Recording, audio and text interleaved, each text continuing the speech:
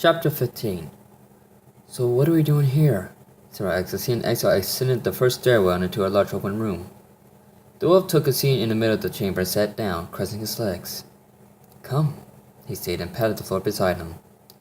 Spyro acknowledged his tutor and did as he was told. He sat down and watched the wolf fold his hands in his lap and close his eyes, keeping his back in perfect posture to allow for perfect air circulation. Spyro watched as the old wolf sat silent with his nose in the air, and accompanied relaxed art seemed to emanate from his fur.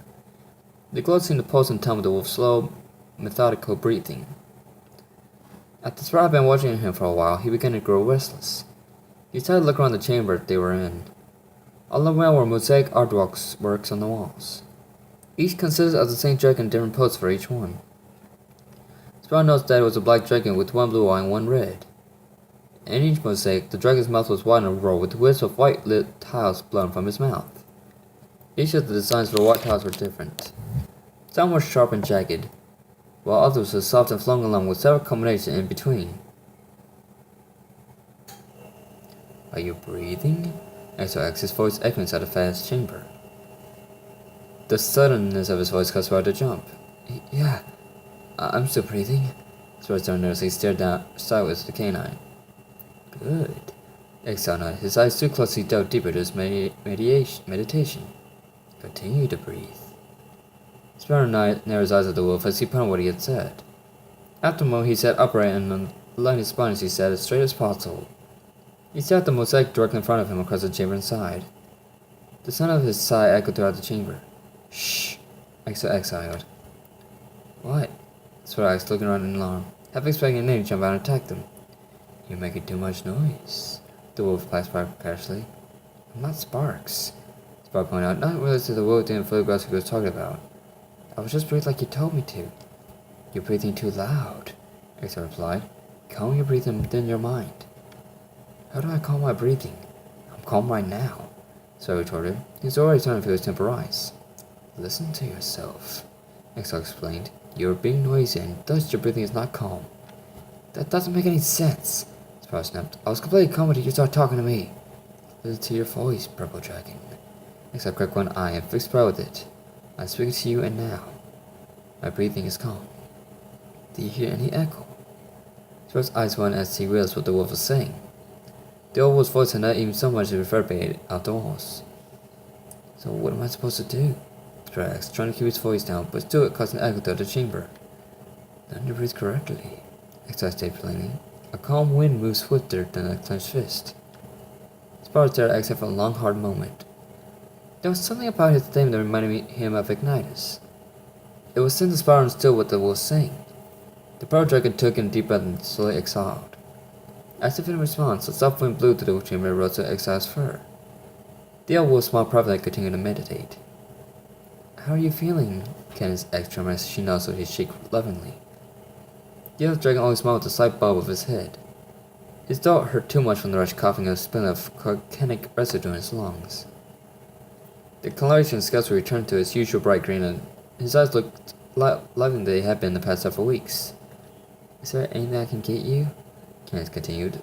Food, water, a kiss even? Both John and Sally giving a mute chuckle at the ice dragon's intent at making him feel better.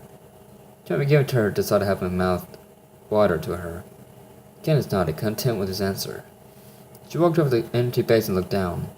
It was empty. She looked back towards Tremor, whose eyes were beginning to droop again. Sally noticed her friend's expression and rose over a large goose-down pillow. I'll go get some more, she volunteered.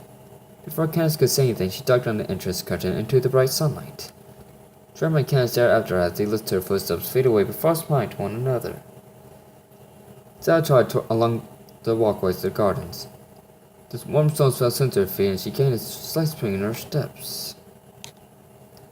She had to admit that Citrona was a paradise compared to what the gardens had been through earlier. The resident had been nothing less than friendly and, in Furnace's case, charming. Sal smiled to herself as she thought about all the flaws he had been constantly bringing her. If he continued, she would run out of space to keep them in her temporary home. Surprisingly, she hadn't seen the young dragon all day. She pondered about the red fire breathers she passed by Flame and Ember, who were lying in a bed of flowers together. Flame lay on his side with his head resting against her warm, soft belly scales. Ember was curled around her mate's hand in a loving embrace. She stroked his hand and caressed with a delicate paw, causing the fire guardian to growl in deep satisfaction. Flame lay on his side with his head resting against her warm, soft-bellied scales. Amber was curled around her mate's head in a loving embrace. She stroked his hand caressed with a delicate paw. Wait a minute, I did this. Okay. They nodded respectfully as that passed by. As they watched the lightning dragon disappear deeper in the gardens, Flame looked up at Amber. She seems much happier here, he mused. Amber chuckled in non-agreement. I think it's because she has a new love interest. Ever since Flame betrayed us, she's been devastated. The pink dragon knew Zed was exceptionally good at hiding her emotions. But the girls knew each other enough to read into others' movements and language. Lian couldn't have betrayed us. Flame corrected her with a tone of resentment in his voice. He was never on our side to begin with. Amber nodded. I think it's just horrible what he did to Stella. That he used her like that. Like a puppet. A toy. At least she's still alive. She should be able to love again. I hope so, Amber sighed. She knew that her friends took care of the pain around her encounter with Lian and Dark Master and the truth about what had been going on. Of all of us, she deserves a guy that will make her happy the most. Flame nodded in agreement. When this is over, he replied. For now, we should focus on the task at hand. Yeah. Amber gazed up at the magnificent tower just behind the outer temple. She found herself wondering how Spyro was doing with exile. She trusted the old wolf, but her past experiences had left a little nagging fuzz of suspicion in the back of her mind. Amber was the only one with her mind on Spyro. Out from another part of the gardens, Spyro sat alone in a bed of flowers. The black dragon sighed. She laid her head down amongst the violet flora. The color reminded her of her mate. It had been so very long ago that her gaze had displayed such a rich fabric coloration. However, it now seemed like years. The sound of footsteps caught her attention. She raised her head to see Max striding towards her. She smiled warmly at him as she stopped a few yards away from her. I'm not intruding, am I? The captor asked. No one at all. Cinder shook her head. She moved aside slightly, opening supposedly for Max to sit next to her. The black dragon took the invitation and sat nestled down next to her. Already his temperature was warmer than usual from being around her, but he did his best to hide it. Think about Spyro again, huh? Max started. Cinder gave him a amused chuckle. Is it that obvious? No, Max smiled. Just a lucky guess. This caused Cinder to giggle more openly. Can I ask you something? Anything, the raptor nodded. You've been here for a long time, but I don't know this place as well as you do. Could you explain what that tower is that's found in Exiron? Both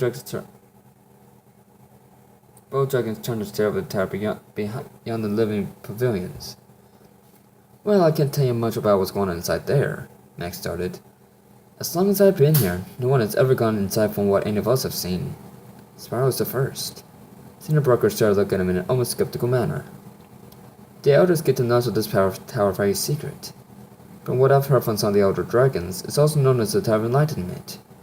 It's been here since Saturna was first built. Only the most dedicated dragons who exhibit the highest code of honor and virtue are allowed entrance. Wow, Cinder whispered to herself and stared back at the great stone structure. The elders say that whomever is to enter will be granted with knowledge and wisdom of the ancestors and be able to reach a new pinnacle of power. This expression twisted slightly. Don't the elders worry about what may happen if someone tries to use their power for evil? Max felt silent for a long time. I suppose I never thought of that, he muttered darkly. But you do have a valid question. He looked down into Cinder's eyes, giving his head a slight thought towards the temple. Would you like to go ask? Cinder grinned at him. Is this your way of asking me out for a walk? Max felt the blood rush to his face and his spine stood on end. Well, no. I was just asking if you wanted to find out. I didn't mean... His speech was interrupted by Cinder's gleeful laughing. The black dragoness rolled on her back and had her sides out, laughing out loud. I'm only kidding. Cinder believed that she started to settle down. I guess I need to go laugh, that's all. The black raptor continued to blush but cracked a smile at her. I'm glad I could help. He rose to his feet and turned back towards the city. Shall we? Cinder giggled as she got up. I guess we shall.